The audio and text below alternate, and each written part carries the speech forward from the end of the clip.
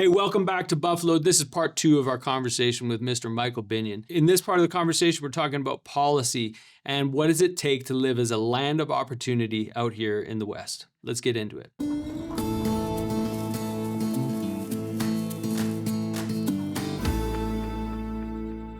We demonstrated the ability to govern ourselves, and over time, we demanded the power to do it. Mm-hmm.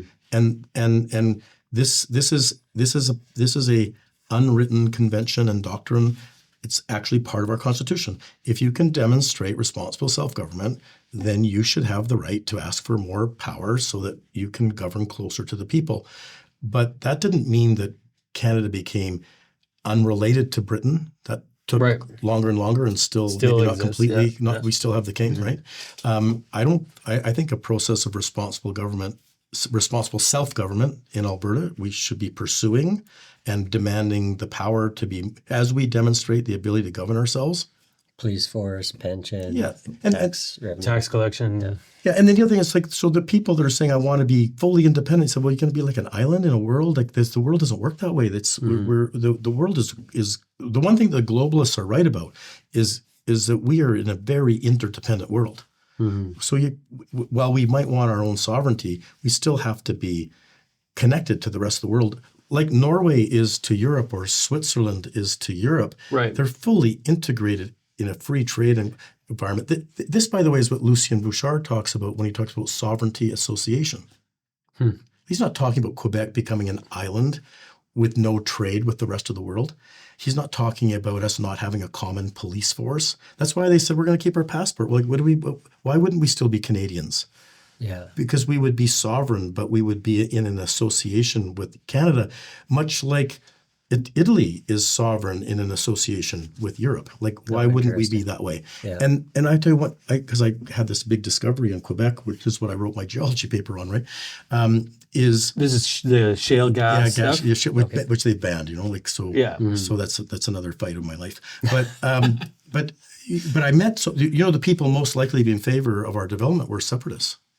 Right, who understood that economic sovereignty is the precursor. Is a precursor to real sovereignty, right? I think it's something you said in our first ep too. Was just like everything's downstream of resources. At the end of the day, like and you're just whatever you're using what you have with human resources. If you choose to view humans in that way, but like lumber, cattle, energy, water, all these things, like any kind of prosperity that's going to happen in Alberta or anywhere is going to come from how the population stewards their resources, which I think is like we're scrappy, we're hardworking people, and we're educated, and we're very capable as a nation, but our policies are not letting us get ahead economically, and our deficits are growing, and our debt is uncontrollable, and they lie to us telling us that our debt to GDP is one of the better in the G7. It's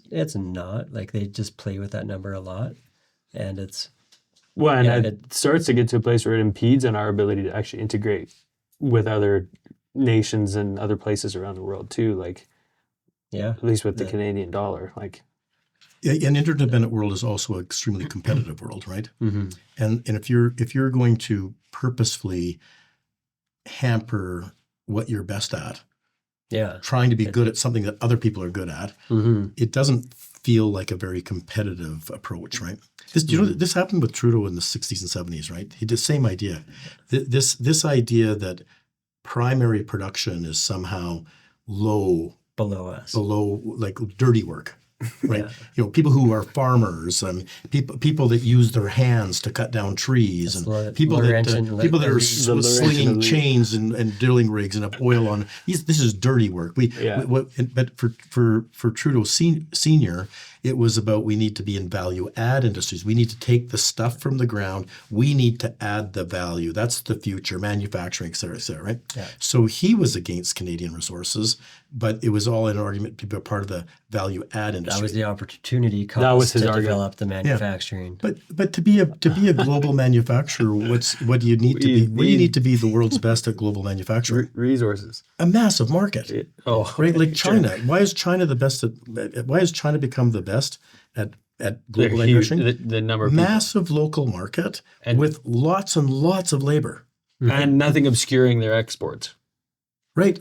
Yeah. But nobody fighting against them. No one fighting against the ships leaving with all their goods, right? Like, the country itself is not fighting against what they happen to be best at, right? Right. And then Japan's like one of the world's best in electronics, right? Right. Well, why is that? They've got this extremely homogeneous, relatively large market that you can try new electronic ideas into and figure out, hey, this didn't work, this didn't work. Oh, this is super popular. Let's try to export that around the world. But they've got this this benefit of a reasonably large but very homogeneous market to test ideas into. Why is America the best at entertainment and technology? Because they got this thing, California, which is like a market that they can and then immediately they're into the world's literally biggest economy. Why are they also good at specialized manufacturing? Why are the Germans the best at precision manufacturing? Right. And then Canada says, well, I've got a good idea. We want to be good at making Hollywood films. We want to be good at starting up tech giants. We want to be good at doing electronics. Right. We want to be good at manufacturing. Okay, great, but how do we get a competitive advantage, a strategic competitive advantage over the people that are already and Canada's had and they're good at that for reasons, right? Yeah, we have. Like we've had one-off successes like Research in Motion and Bombardier and like I think world class. Shopify is pretty Shopify impressive. and- The example I use all the time though is because Jim Balsley and I articled together, we worked together at the accounting firm in Toronto, right? And I say, Canada literally invented the instant message. Think about that. We invented it. And the telephone. Yeah, that too. That too. So, but we invented the instant message, but it turned out that you could manufacture BlackBerries in Taiwan. You could manufacture them elsewhere. Other people can do instant messages. And so what and Jim today has an advocacy group or an association who's all trying to say, hey, this is the things that Canada's putting in the way of itself for why companies like Research in Motion didn't become the next Apple. But one of the main reasons is you've got a home court advantage if you have a tech giant in America because you've got the world's biggest market who aggressively protects intellectual property, right? So what does Canada have that we're best at that can't be produced in Taiwan?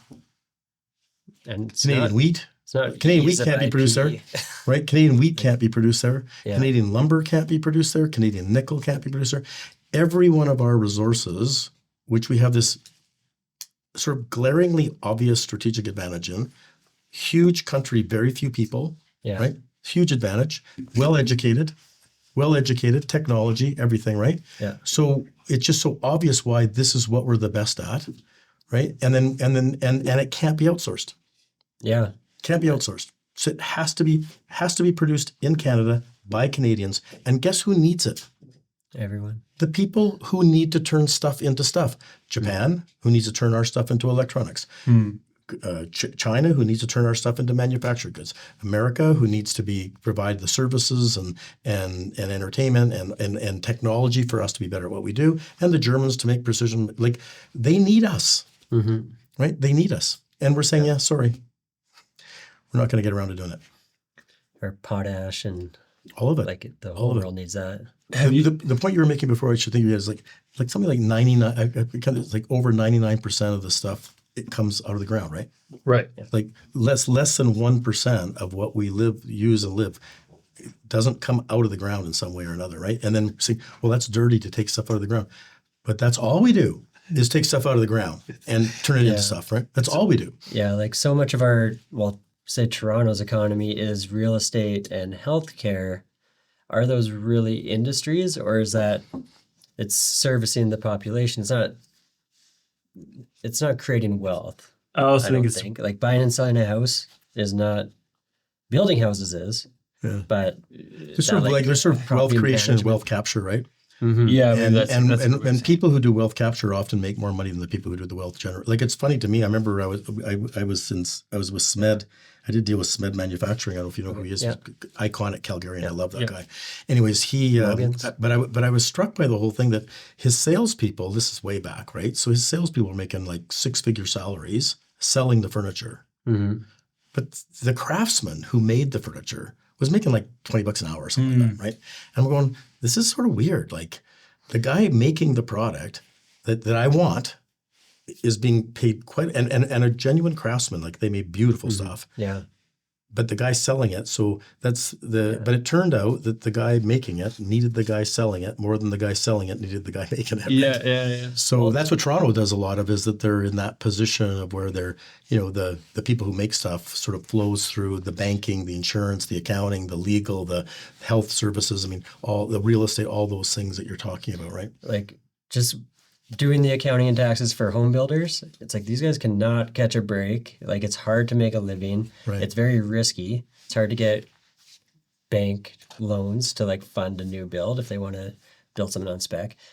But there's all the capital in the world for real estate investors. And like it's very easy to buy an investment property with 20% down, 25% down. But try to go build a house and create something from scratch, and you won't be able to get a loan for that at all.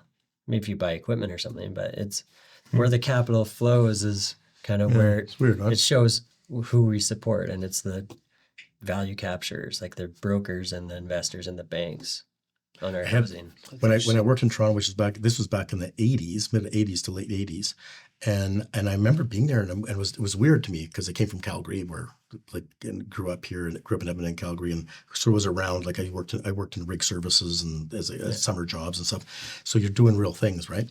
And then I was downtown Toronto. Looking around, there was nobody down there, just banks, insurance companies, lawyers, accountants, and I remember I had this feeling of it because I feel like there's one guy in Sudbury swinging a hammer, and if he stops, we're all fucked. Yeah, that's like Fort McMurray for us.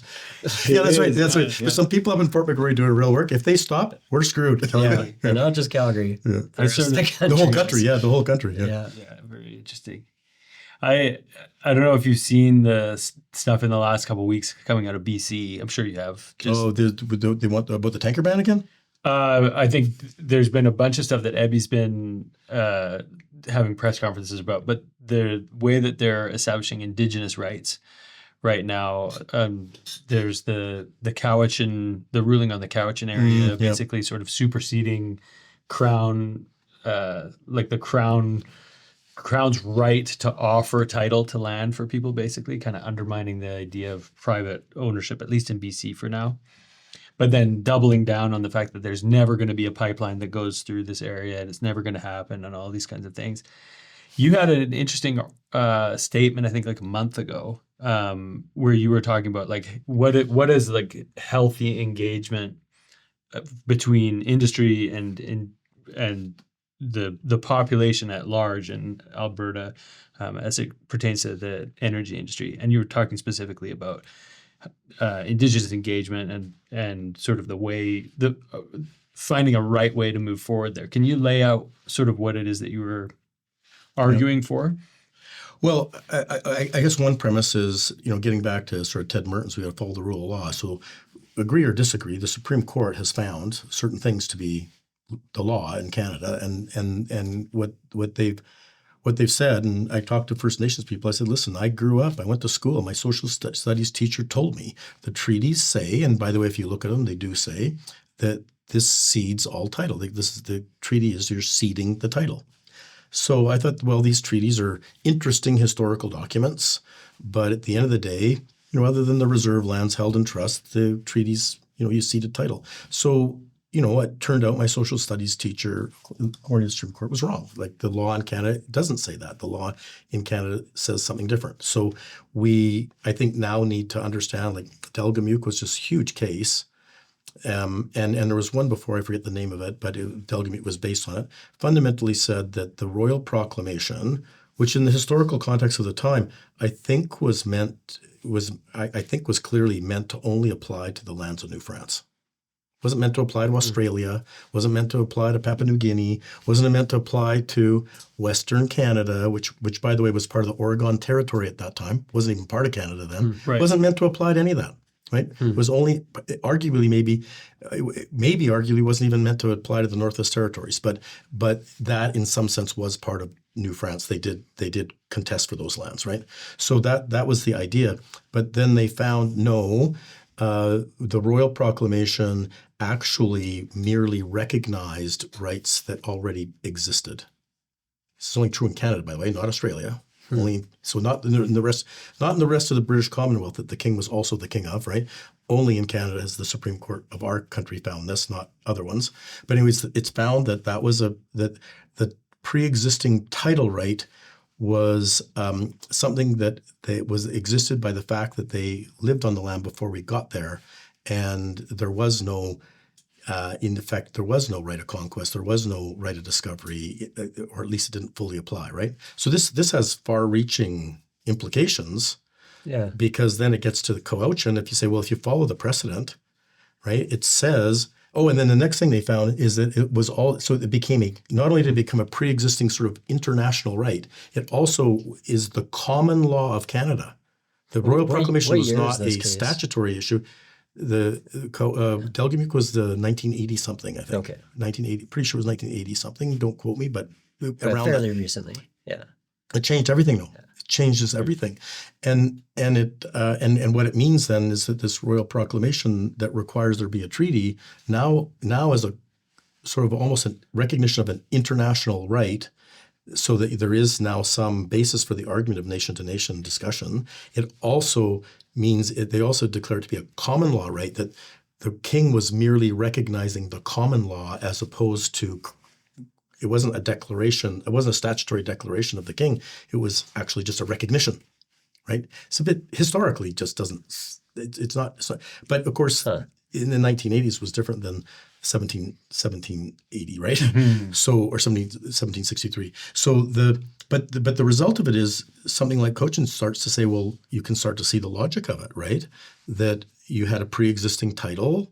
I think, they say good facts makes good law, bad facts make bad law, but it turned out that there was lands there that had been set aside. These kinds of things happen in Quebec too, by the way. It's a bit of a historical injustice, I think. Some of those lands that the Cochin are on had been set aside for them, I guess not as a full reserve, and it was at a time where it didn't come under the Indian Act. It wasn't being held in trust for them. This happened in Quebec too, where people had parishes set aside for First Nations, and then people encroached. So then people start to encroach on these lands. So let's think about, I had a reserve, but then you came away and took away half of it, and nobody stopped it. And then they said, oh, well, now that we've taken away half your reserve, we now put houses on it. So there is a grant title to somebody else. Right. And then was it a purchase and sale or just a like what happened in Quebec is the parish priest would sell the land. Maybe, who knows why. Right. First Nations were starving. They needed food. He didn't know how to raise money, so he sold off some land to feed them. It could have been completely out of due care and attention to take care of his flock. Yeah. Or maybe somebody was corrupt and just wanted some money and was able, you don't know what happens. Yeah. People also leased land, but then it came, well, who am I paying? I'm paying these First Nations. What are they going to do about if I don't pay the rent? Well, then you don't pay the rent for 150 years and somebody comes and says, you owe me rent. They go, what are you talking about? Yeah. My great-great-grandfather owned this house. We own this house. Well, actually, your great-great-grandfather only rented this land, and he's not paid the rent for 4 or 5 generations. It becomes one of these squatter rights arguments, right? Yeah. So Cochin sort of that situation of you had a treaty. First of all, it wasn't just that you had a treaty right and the lands were unceded. On top of that, they had these lands reserved and they were taken away from them. So it's kind of this double, which does feel unjust when you look back at that. What do you mean you took land from me? You didn't bother to get the treaty you were supposed to get, according to Delgamuc. And in addition, you reserved these lands for us and then you stole them. So it's a bit of good facts, bad facts, whatever, to say, well, why wouldn't you feel a bit sympathetic to the Coach? And by the way, the judge also didn't take away the landowners' houses. No. He said what he's really was saying is this might be First Nations jurisdiction, not the Surrey or Vancouver, like the city jurisdiction. This might be Coauchian jurisdiction. I'm not taking away the title to your house, but maybe your taxes should be going to Coauchian, not to Duncan or whatever, right? Which is interesting. But then that also leads to, well, now suddenly I've got taxation without representation. Well, because at least in my city, I get to vote for my council. I'm not going to be allowed to vote for the First Nations council. So it becomes it's a can of worms, and it goes across the country. I was going to ask, no treaties across the country. No treaties in any part of New France. There was no treaties in Newfoundland. There was no treaties in Nova Scotia, New Brunswick. All of these lands were all settled before the Royal Proclamation. Nobody ever thought that this Royal Proclamation could possibly apply to these lands that were even taken before.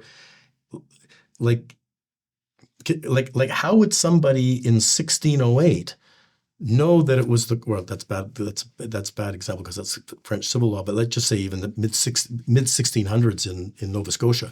How would have I known that it was the common law to have a treaty? I was just when the Royal Proclamation didn't even happen until 100 and some years later. Like, how would you know? Right. Yeah. Right. But in the end, I think this is where the judgment was flawed. Is I'm going, this may be applied and was fair in the particular facts you were looking at for Delgamuukw, but what about the Micmac? What about all these other people across the country who it was completely unreasonable to think that they would know that this was a common law because quite frankly it wasn't at that time. It was a common law that came into effect after the fact, right? Right. And is there like a direct bloodline, I guess, from a lot of these tribes like the Cowichan from the 1600s? Like, is it? Well, this history probably would apply a little bit later, but maybe not far after. I forget what Captain Cook was in like by the time that lands would have been settled. I think probably would have been more like in the 1800s. Yeah. Right. Yeah. Early to mid 1800s. I don't think like those lands there. They were like the Treaty of Oregon was something like 1846 or something like that. So but mid 18. So until then, both America and Britain both claimed all the way from California to Alaska.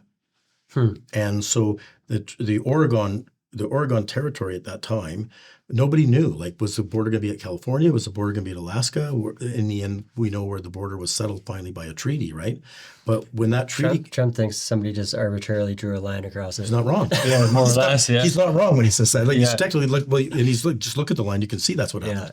There wasn't much significance out here. It goes right through the middle. It goes right through the middle of lakes and things, right? So, but yeah. So, anyways, so some of that land was being settled when it might have been America, it might have been Britain, it might have been nobody really knew and nobody cared, right? So then when it became part of Britain, it still wasn't part of Canada. It didn't become part of Canada until 1873, right? So then at that point, at what point in time was this Royal Proclamation supposed to take hold? At what point in time was the Royal Proclamation supposed to be the law in BC? And the position of the Crown all along has been it doesn't apply in BC because we weren't even part of the British Empire in the time of the Royal Proclamation. We weren't even part of the British Empire. How could it apply to us? That was the position. Yeah. Now the Supreme Court's taking a different point of view and getting back to the rule of law. I think we have to respect that, and getting back to dealing with First Nations. I think we have to come from them from not that the law is wrong, therefore you're wrong. Yeah. Because my social studies teacher told me. Like, I don't think that's the right way to approach it. I think the right way to approach is, okay, it's clear you do have title. Let's talk about shared title. Let's talk about our shared title. And then as soon as you start talking about shared title, you need to now start talking about shared mutual interest. Right. I fully agree on that. I think that is the way to engage. It's a shame that there's such a separation between the cultures of European Westerners and Indigenous people. Especially now, I think we need to be having conversations about where do we all agree on what good looks like? Because if we do agree that there's a direction to head that is beneficial to make life more prosperous here for more people or more access to prosperity, let's say. Yeah.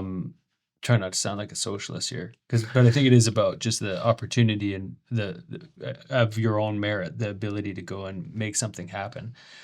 I think if we can get an agreement on what good looks like, we can change the nature of the conversation from us versus them to us versus ourselves. Let's go build something. Let's make this province better than it is now, which is already the best province in Canada, in my opinion. But so I think if approaching things from shared mutual interest and full respect for the rule of law, I don't need. We can. And 99%. I do. By the way, with my First Nations friends, I'm more than happy to have these sort of intellectual arguments. Did the Supreme Court make a good decision or make a bad decision? And those can be fun conversations. But at the end of the day, you're not going to get very far with somebody by saying, I'm simply not going to recognize or follow the law, because then you're just going to get into, well, then I'm going to stand. Then I'm standing on my rights, and you can stand on your rights. And we'll be back at the Supreme Court again. That's who wins. So that's that. So I just think that's not proper, and I don't talk that way. I'm happy to have the intellectual argument. Academically, what was the history, so on and so forth. I think those are interesting. A lot of First Nations people also very interested in those kinds of discussions. But at the same time, with an unequivocal respect for the Supreme Court said, the law says, you have these rights. I respect those rights. We have shared title. And no, I can't just come in here and act like you don't have an interest because the Supreme Court said you did. And I think that leads to a very positive situation of once somebody thinks that once somebody believes and feels and are honestly being treated with the respect of, you've got rights and you're at this table with every much as right as me to be at this table. And so let's start with that mutual respect, and let's start talking about shared interest. Those conversations I find go fairly well. Generally go fairly well, because at the end of the day, think about First Nations interests. We're getting back to resources. Do you think you can do precision machine parts manufacturing in First Nations territories? Like, they don't have a whole lot of infrastructure, and they don't have big markets, and they don't have a lot of engineering training, right? So what can we do in First Nations territories? Right? It's the same stuff that can't be outsourced. Like, you have to produce the nickel, the oil, the gas, the pipelines, the lumber, it all has to be done in their traditional territories. So what an opportunity. And if you start to look at it as a shared opportunity, right? I think things all of a sudden, it becomes just a completely different thing. And sorry, just to keep going, what I'm noticing is young First Nations leaders who didn't personally suffer the same sort of resentments that their parents and grandparents did. Like, the people that fought for the 82 Constitution, they're mostly passed away now, right? And then their kids were very aware of these resentments of where they were not treated as if they had title or they had a right to be at the table. But the new generation, like these chiefs that are in their 30s and maybe 40s, they're just saying, what an opportunity for us. And given it your respect, is why aren't we working together? Yeah. It's really great to see and great to watch. It's also incredibly traditional too. Like the resources were beaver pelts. Right. Like, it's back to it's not Back to the Future. It's the futures to the past. Right? That's right. Yeah. Like, it's the same. Yeah. Buffalo pelts, beaver pelts. Like, the fur trade was what the energy industry is today. Like, it's the thing that pushed people west. It's the thing that developed undeveloped places. It's the thing that created supply lines and furthered trade and stuff like that. And it was always done in partnership with Indigenous people, because it was not it wasn't our resources. It wasn't our area of expertise. It wasn't our, et cetera, et cetera, et cetera. So it's not a foreign idea to think about it in terms of like actual mutual cooperation. It's not hard to convince First Nations that they live off the land. What's hard to convince them of is that you're going to take something from the land and not share it. That's hard to convince them of, right? Because the resources are the modern trap line, and the original trap line was also resources. So in that sense, what's changed? But what changed was when people said, well, I'm going to come up and drill a well here. It's not on your reserve, and I'm going to take the gas out, and I'm not going to talk to you about it. I'm not going to give you a job, and I'm not going to give you any revenue. And, thanks for showing up. If you want to complain, maybe I'll give you, maybe you could work, as a flag person on the highway for a couple months, right? Yeah, so this is not real. This is an unsatisfactory thing that these resources are being produced in areas, and why aren't they building wealth, capital, and careers? Right. But it's not like the person drilling that well isn't paying other people. They're just paying Ottawa way over there that doesn't and Alberta too, or BC. Yeah. But by the way, my main objection, speaking of EB and so on and so forth, like if you really want to do something, then stop issuing mining licenses or forestry permits or oil and gas permits, and then say that you should get all the royalties, because there's an encumbrance on your title, buddy, right? Like you want all the royalties, but you don't have all the title. Yeah. So the problem starts with the government, right? Like we pretend we have the title, even though the Supreme Court says it's a shared title. That's where I think industry's ahead of government. We're now talking to First Nations on the basis of their shared constructive title. way, Yeah. right? There's shared title, there's shared opportunity, there's shared resources. Yeah. But the BC government still issues these licenses as if they have an unencumbered title, which they don't. Interesting. That paints it in a new light. And then, thought of it. if BB really wants to do something for the way, like if you want to, put your money where your mouth is, start sharing some of those royalties. Right, right. Rather than this performative press conference and all this kind of stuff. Yeah, that's super interesting. Now, by the way, what's good for the goose becomes good for the gander. Then Alberta has to start thinking about doing the same thing. But I will tell you, everywhere I worked in different places in the world, like in Papua New Guinea, and in fairness, there they have actual Indigenous title, like fee title. It's not like a treaty title. They have a real title, but they get royalties. Like you don't go in there and produce oil and gas, and the national government says you can go in there and take that. Like the local people get money, and I'll tell you, if their royalties aren't paid on time, there's people with machetes and your rig gets shut down, right? So I was in Ukraine and Georgia. There? Oh yeah, Is there oil there? Big gas, like some of the biggest gas well in the world. It's a big LNG plant there. Wow. Papua New Guinea beat Canada to the LNG market. Think about that for a second. So, but yeah, when I was in Ukraine and Georgia, like the national government had full title, but at the end of the day, as I say, if you're taking something of value from underneath the feet of people, they expect to share in it, and that's just as true of an Alberta rancher. Like if you're going to put a road across my land, you got to compensate me. Yeah. And by the way, if I'm not fairly compensated, you're not coming on my land, right? Yeah. So everybody says there's got to be some compensation for me. And so what I found is that typically, the local people in other countries I've dealt with tend to sort of get about 5% of the total take. So if the royalty is $1, they get 5 cents, and the national government gets 95 cents. Yeah. And then that combined with what we do already in Canada, community benefits agreements, local jobs, training, so on and so forth, that seems to keep people reasonably happy, which is, why I've proposed we should give, if there's shared title, then there should be job sharing, equity sharing, and revenue sharing. Right? And that's what's starting to happen. What's behind there? And then you're aligned for, they want the project to be successful. Yeah, right. Because they get paid on the project success, not just an upfront payment, and then they're disgruntled a few years later. One of our lines, because I started the Modern Miracle Network advocacy group, right? But one of our lines is basically respectfully involved, and that's the key. Respectfully involved. Yeah. First Nations are in favor of development, but not just involved, respectfully involved. I'm here, and I'm not here because I had to pound the table and make you be here. I'm here. I feel respected as a partner here. Plus, I am a partner here. I find that things go. No more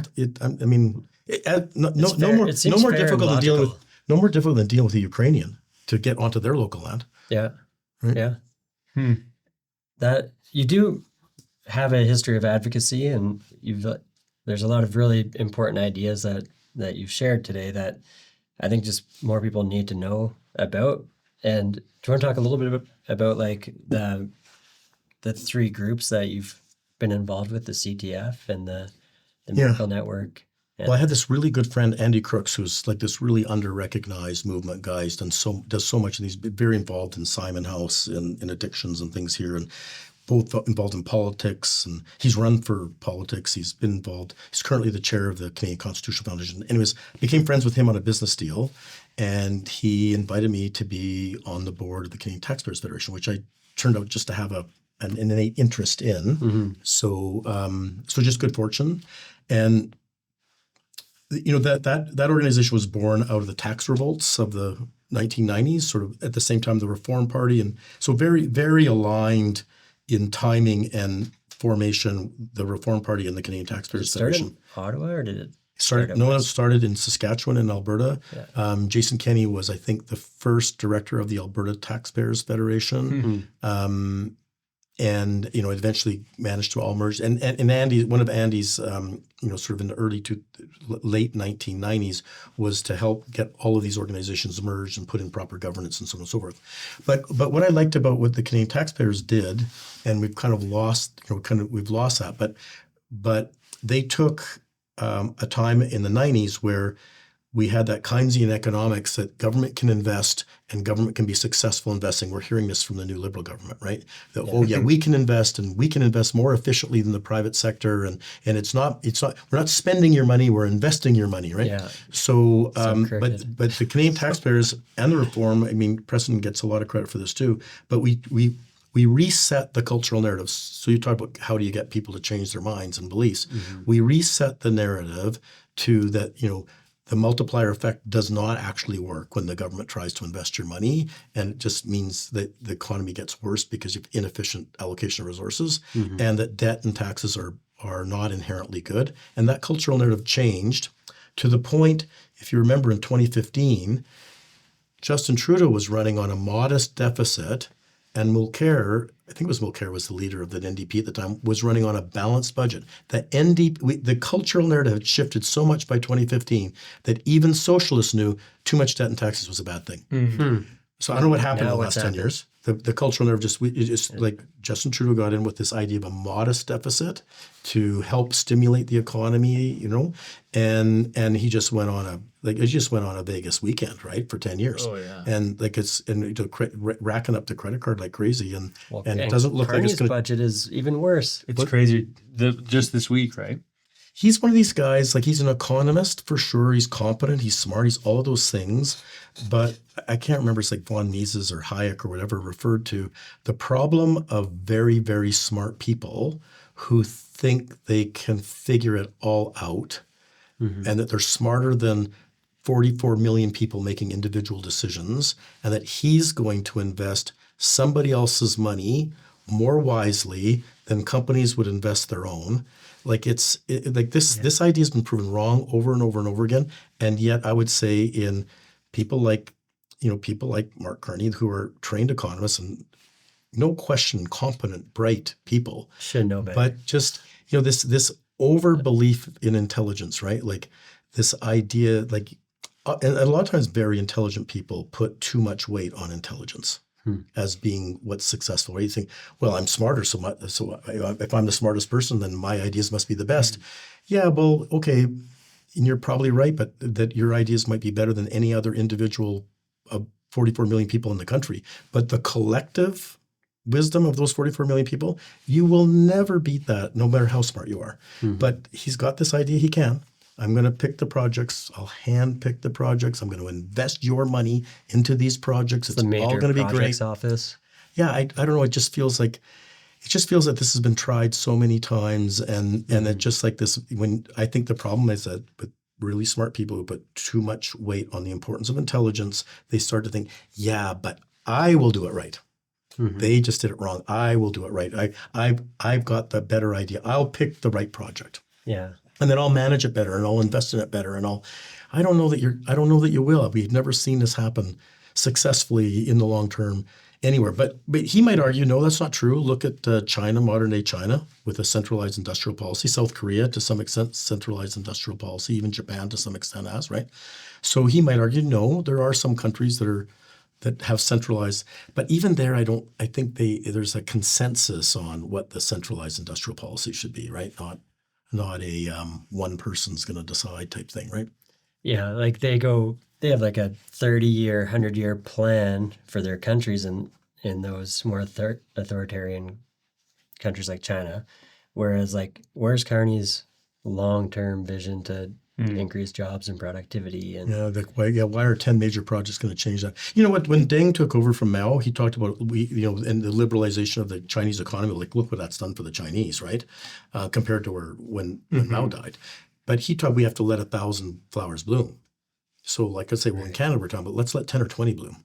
And what does Canada need right now? We need thousands of projects that are moving forward. Small, medium, large, we need thousands of them. And the government just needs to get out of the way. We don't need just 20 to be deregulated. We need thousands of projects to benefit from deregulation.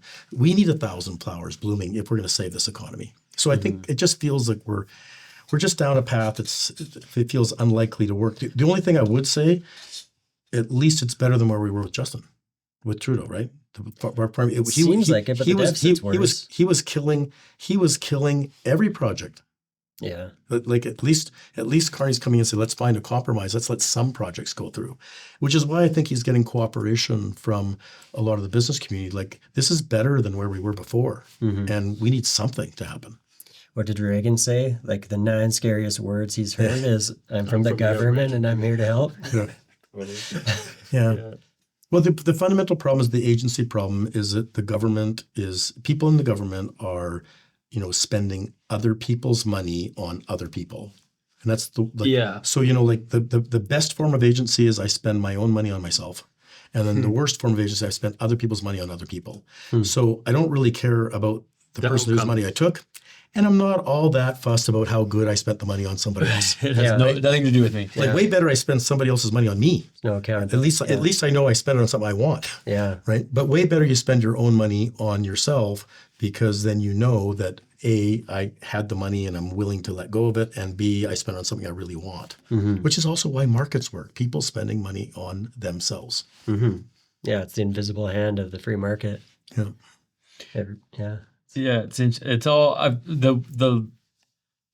can't help but think that the whether it's an intentional plan or not, like the ace up the sleeve that the Carney government has is increasing the population to a crazy degree, like just bringing more and more people into Canada as a way of inflating GDP as a metric that sort of counterbalances all their poor fiscal policies. I think that we're at a point where, as we've dissolved the national identity to a place that we can't really recognize or agree on what it is to be Canadian, we're in a doubly dangerous spot based on the policies we have around immigration and also just cultural assimilation, for lack of a better term, like this idea of like knowing what it is to be Canadian. I think this is a place where Alberta needs to stand up more firmly. I don't know what the constitutional rights are on like provincial immigration, but I know for sure, and this is really what the show is about, is like the idea, the antidote to any of these kinds of things is having a strong sense of identity that you share with other people. So I'm curious to you, like, what do you grew up as an Albertan? Yep. You remain one today. You're an entrepreneur. You're like an enterprising individual. What do you think it is what do you think it means to be Albertan? Like, what is that idea of what is the Western spirit here in Canada? So I've written on this, and I've thought a lot about it, and I think it's the main reason for autonomy. The main reason that Alberta should push for more autonomy, and as I said, in an interdependent world, like in a more of a sovereignty association way, not in a let's go be an island by ourselves. Yeah, totally. Like, I'm not for that at all. But the main reason is because of our cultural difference. The people in Ontario, they're not like us. No, they're not. They're way not like us. And I think the biggest mistake Albertans, here's part of what it's like for an Albertan, is the idea that we can be straightforward, put our cards on the table, be like hardworking and argue our corner and negotiate hard for our deals, but we're just sort of straightforward putting our cards on the table and not realize that other people are not the same. And that when you go around the world, you find out that most people are not like us. It's a very unique culture. So what's unique about Alberta? The way I say it is that we have a shared identity based on a shared future because we have so little history here. I literally heard it from my great-grandmother's ears. And that's my lips, from my great-grandmother's lips. I heard from my great-grandmother what it was like on the homestead when she started the homestead. She told me about what it was like during the Depression. My grandmother talked to me about the March on Ottawa. My grandfather told me about losing jobs in the Depression, finding people downtown Calgary that had hung themselves or starved to death, and like what it was like. I mean, our history is so short. We can't have a shared identity based on a long history or nationality. So I say Quebec's at the opposite end of that history. Their shared identity is very much based on if you share our language, if you share our history, if you share our culture, then you share our identity. And in Alberta, we don't have enough of it. So it's amazing, though, and I say to people, what's really amazing, if I talk to people in Calgary, I don't know when you guys came here, but you can try this for yourself. Find somebody who moved here in the last 1 or 3 years and say, have you noticed that nobody really asks you what your mom or dad do for a living? Like nobody asks you who your parents are. Yeah. Nobody asks you that here, right? No. Right? Everybody wants to know who your parents are if you live in downtown Toronto. Who are his parents? Who are their parents? Like they all want to know that, right? Yeah. Same thing in Quebec. Who's your family? Where did you come from? Right? Mm-hmm. Here's the other thing is have you noticed that you've only been here a year or two? Have you noticed that people sort of accept you here as a local? Like where else does that happen in the world? The only place that happens in the world is if your shared identity is a shared future.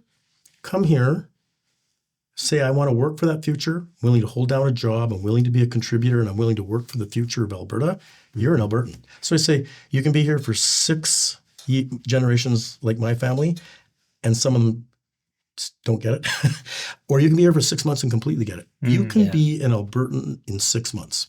Mm-hmm. Where else does that happen in the world? It's an amazing culture. And by the way, a culture that's focused on a shared future is by its nature meritocratic. It's by its nature willing to accept outsiders. It's by its nature willing to be open to new ideas because we want a better future and we're not trying to hold on to some past or some past. So it's amazing. We're so lucky. We're losing it though. We've got this massive migration, urban migration of people who've never met a rancher, never met a rig worker, never met a wildcatter, never met a homesteader, never had a great grandmother who told them what it was like to live on a homestead. They don't have any of that, but they benefit from the culture because they can come here in 3 years and they get it. If you point it out to them, they get it. And I think we can renew a new, like what I would call a 21st century Alberta advantage. By talking to urban people, you don't have to be in the ranching community to be like an Albertan who's got a shared identity based on a shared future.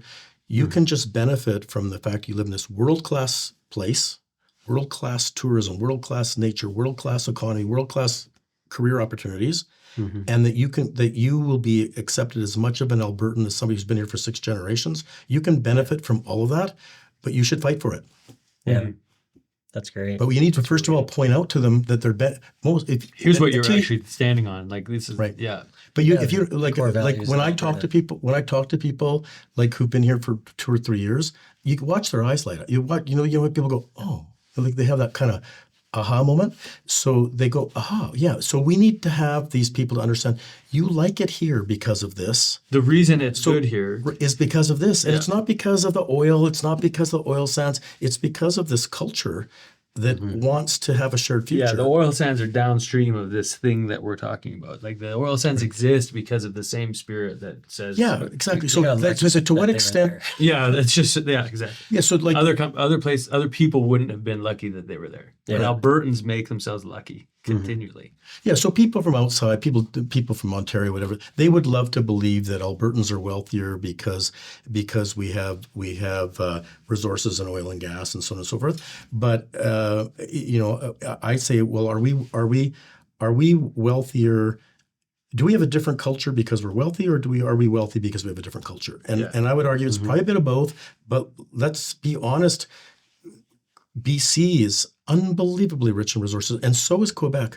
There's hardly a province in this country that doesn't have amazing access to resources. And so resources are absolutely worthless on the ground until somebody figures out with entrepreneurialism and risk capital and high technology how to get them out of the ground. And Alberta has got, because of, I think, a different culture, has got after our resources. And we've been blessed to have great resources. So I would argue that it's mostly because we have a different culture that we're wealthier. Not solely, but mostly. And there's another thing to say to people, why do you like it better in Alberta? And we need to have that new discussion. Albertans need to brand ourselves with that. Right. Yeah, I agree. Well, that's the other thing. If you think about it, right, most cultures mythologize themselves. Americans, like look at the Americans' mythology. Yep. Quebecs have that mythologize themselves, right? Yep. Yeah. And of course, part of having a shared identity based on a shared future is not about mythologizing your past. Right? Like you don't, that's not how you create a shared future. You create a shared future by creating a better future. Tomorrow, yeah. Right. Yeah. So, but we do need to somehow have stories that mythologize the Alberta advantage of being an accepting, meritocratic culture who accepts anybody who's willing to come and contribute to our future, which is not the same as we want people to come here and get on social welfare, right? No. Yeah. That's the two things don't fit well together. It makes it very, very shaky when you've got like socialist ideals or ideologies at the same time that you're live in a place where it goes to minus 40 for a week and figure it out kind of thing. Like you absolutely have to have that ingenuity to make sure that the temperature goes up when you press the button.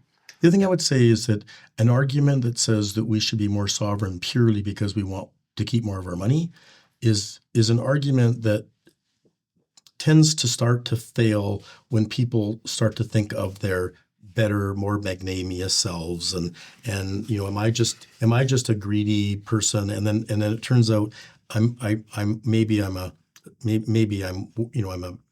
professional, mid-level professional. I don't literally see that equalization money going out of my bank account. So how much of a motivator is it for you to say, you know what, let's stop sending money to those people in the rest of the country who need it. It's not a feel-good thing, right? No. But I think if we came down to this, no, the issue here is that we need to protect what makes us better and different, and that we can't keep thinking that people in Ontario are just the same as us. And we just need to explain better to them. We just need to explain better to them why producing resources is a good idea. They already understand all that, right? There's nothing they don't understand already, right? Yeah. They don't. Explaining it to them better is not going to make any difference. They have that that British mercantilist culture, which says that we can all be downtown Toronto and use our control of the economy to control the country, which is how Britain controlled the world, and they still have that culture there, right? Yeah. So explaining to them why they should give up control of the world is not going to work very well, right? Mm-hmm. I want to get a bell for the podcast for anytime we mentioned the Laurentian elite. Just ring a bell. Well, I haven't actually mentioned the word big, but it's a real thing, right? Oh yeah, it is a real thing. Yeah. It's a different attitude for sure. Yeah. There's. I sort of label as that mercantilist culture, which was how Britain controlled the world. Gunboat diplomacy was about controlling shipping lanes and controlling trade and having monopolies on trade, and that that was probably one of the most effective and biggest empires in the world ever, because they weren't controlling it purely with military might. They were controlling it through by beneficial trade, but they held the monopoly over it, right? Yeah. And so. Of course, Ontario or that Laurentian part of Canada, which was all populated by United Empire loyalists. So of course and it lived behind tariff barriers until 1988, right? Mm. So it was a literal mercantilist culture that's only started to fall apart since the free trade agreement, but it's still there. They control it through. They control the country through the votes, the banking systems, the control over federal policies, control over whether we can build a pipeline. They're still controlling the country through the control of the economy, right? Mm. Interesting. And holding down our economy, like I say to people, like if you go down to somebody from that part of the world, part of Canada, and tell them, I've got this great idea on how the country can become richer, what they see is, but if you become richer than us, why wouldn't you start controlling the country the way we control the country? Yeah. So that's what they hear. I said, but it's not actually what the mindset is. That's not what we're saying. Yeah, it's not what we're saying. What we're saying is we're just trying to build a better future. We're a very apolitical culture. It wouldn't even occur to us to try to control other people. We believe in individualism. Yeah. It takes a whole lot for us to drive to Ottawa. Wouldn't it be better? All of our shops would be more busy, and wouldn't it be great? And then why don't they understand us? Yeah, and I'm going, they do understand you. They do understand that you're telling them you're going to get richer and more powerful, and they're a bit worried about it. That you're going to treat it the same way. Yeah. Which is also probably why, I think the whole country would be a bit happier with more provincial sovereignty, because then you could benefit from the increased wealth for every in a interdependent trade world, as opposed to transfer. And they wouldn't. And we'd have a bit more political control here, but you would have no less political control there. We wouldn't be taking any political control over you at all. We have no interest in it. No. Yeah. No, that's 100% true. We only have any interest in the conversation because we feel their exertion over our sovereignty.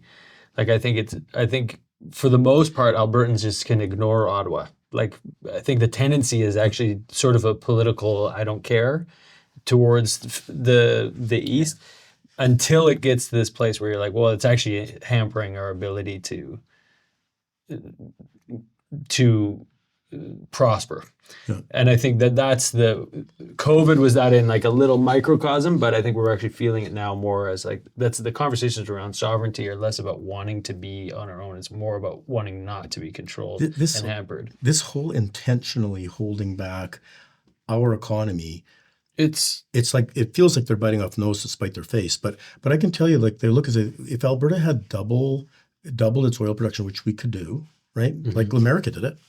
We're all patting ourselves in a short amount of time. Record oil production. It's up we've managed to get our production up 5 or 10%. I'm going, do you realize in America they over the same period of time they doubled it? And we're like clapping for ourselves because we got it up 5 or 10%. That's crazy. We got one LNG export terminal and they got 8 or 10. It's crazy. It's just crazy that we're congratulating ourselves for this incremental improvement. Yeah. As opposed to that we could have been in the world asserting ourselves as Carney talks about, as Harper talked about, we could have already been an energy superpower already. Yeah. And the fact we're purposefully holding it back because people are worried about the political control of the country is discouraging to people with the Alberta culture, right? Mm-hmm. And other India was just saying, like, no, Canada's not a reliable energy supplier. Yeah, not reliable. It's a terrible reputation to have. Yeah, but it's not wrong. But pretty true, right? Yeah, pretty true. So anyways, we'll have to get there because at the end of the day, having no growth in GDP per person for what's coming up 11 years, while prices go up and up and up, and people are getting poorer and poorer and poorer, and it's partly disguised by the exchange rate, which of course you notice the second you leave the country. But if you don't leave the country, you only notice it if you buy imported goods, right? But other than that, it's sort of disguised. It feels like my nominal salary went up when in fact it didn't. And so at some point in time, that's got to break, and people have got to say, listen, it doesn't make any sense that I can't afford an apartment. Yeah. Right? Like, and the other thing is, you're getting on the immigration thing. Just on that, first of all, when I did this paper, it's when I learned that immigration is a joint power. Like both the province and the federal government, they're both allowed to make laws in the immigration area. So Alberta can make its own laws in immigration. The only point is that if the federal law takes precedent over the provincial law, but anywhere where the federal government doesn't have a law on immigration, Alberta can make its own. Right. And and so it could say, listen, if you don't make an agreement with us like you did with Quebec to share this jurisdiction, we're going to start making our own laws. Mm-hmm. Right. And we'll make our own laws to make it difficult for those immigrants in our province, which is sort of what Quebec said that they would do, and the federal government said, okay, we'll work with you. So we could do the same thing. Right. And then, but back to the other point is just to say, which I was surprised because I thought the new Liberal government was going to be much more, and maybe they are more restrictive, but in 2025, it's going to be 360,000 new permanent residents, which is less than 1%. That feels like potentially sustainable if it hadn't come on the back of more in the past, but that feels long term. Is that immigrants or people that have permanent residents? Permanent residents. But then 650,000 temporary. It's like 1 million overall, right? We got 14% unemployment with young people in Alberta. Oh, it's nuts. In Alberta. Why? What are we doing bringing in temporary workers when we can't employ our own kids? Yeah, it's insane. It's insane. Like you won't see a 14-year-old working at McDonald's anymore or Tim Hortons. It's all Ukrainians. Yeah. Well, one thing I have to say I love about, they did the statistics, like all the people that came from the war from Ukraine, like something like over 95% of them within 6 months were working.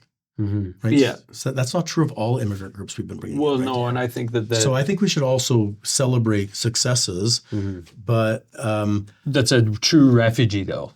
A true refugee is coming with a different mindset. Like I think that there's a whole host of folks that are coming to Canada because it's clear that the policies are socialist, and it's still working. Yeah, they're coming for the wrong reasons. Coming for the wrong reasons. And the Christian values that founded this nation is to take care of the widow, the orphan, and the refugee. So I when it comes to the folks coming from Ukraine or Yemen, other war-torn areas, I'm actually all for it. I think we're supposed to be for it. But I think it has to happen underneath of a functional society, not a socialist one. It's an economic refugee. Plus, yeah, like these warriors also, it has to be with incredible screening. Yes. Because like even back to, if you remember when Bengali was having its civil war and there was the Bengal Tigers and all that, the people who escaped that war and then would be persecuted in Toronto by the same person that was persecuting back home, because we let in brought the civil war. We imported the war. I don't know what they were, terrorists. We let the rebels, correct, we let them in too. Yeah. And so these in people Calgary, they didn't even escape what they were trying to escape from. We had rival Eritrean factions having wars in the streets of Calgary. Like that's insane. A big like field battle. Yeah. Like there's like one side was wearing a certain color of shirts. Yeah. And the other side, I remember. Totally. It's like Gangs of New York, but global and here in our backyard. That's we have to address it before we can't. And I think I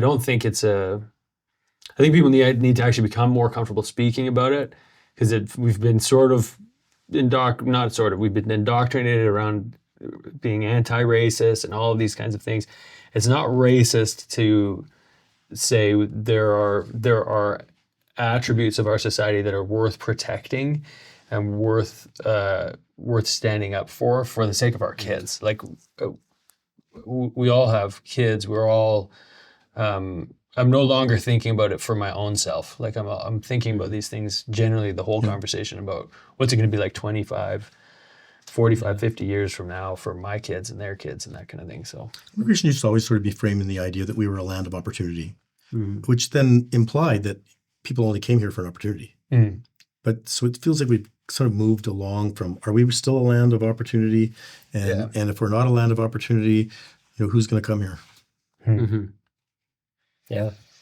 Michael, this has been an excellent conversation. I really appreciate you coming in and sharing some of your wisdom. Yeah, really engaging. And you've changed my mind on a couple of issues. I'm going to be contemplating this conversation for a while now, because you've shone a light on a few areas that I need to dig in a little deeper. So thank you for your time. Well, hopefully people like it. And and we need to get you out some events if you're interested. And I should make sure Zoe must have your contacts. I've been chatting with Zoe. Yeah. Does she have your contacts too? Or? No, but I can connect. Okay, so then what we'll do is we'll connect you with a few of our events, and we'll see if we can't start getting you out. And you start meeting people, and you probably can meet more people for your podcast. But you just people like just a network of people that are interested in the same things. And if your interest in politics develops, then you'll have a network to do it with. Yeah, that's awesome. That'd be great. Yeah, no, it's good. I mean, that's the only way, actually. Yeah. A lot of times that we have our interest in politics, and it's all just with our family at Thanksgiving dinner. And all we do is ruin Thanksgiving dinner for our family who doesn't want to hear about it, right? Yeah. Right. Yeah, it's better to have an outlet. Yeah. Awesome. Yeah, no, that's great. Okay, thanks. I look forward to it. Okay, that's great. Thanks a lot. Yeah, Michael, that's awesome. Thank you.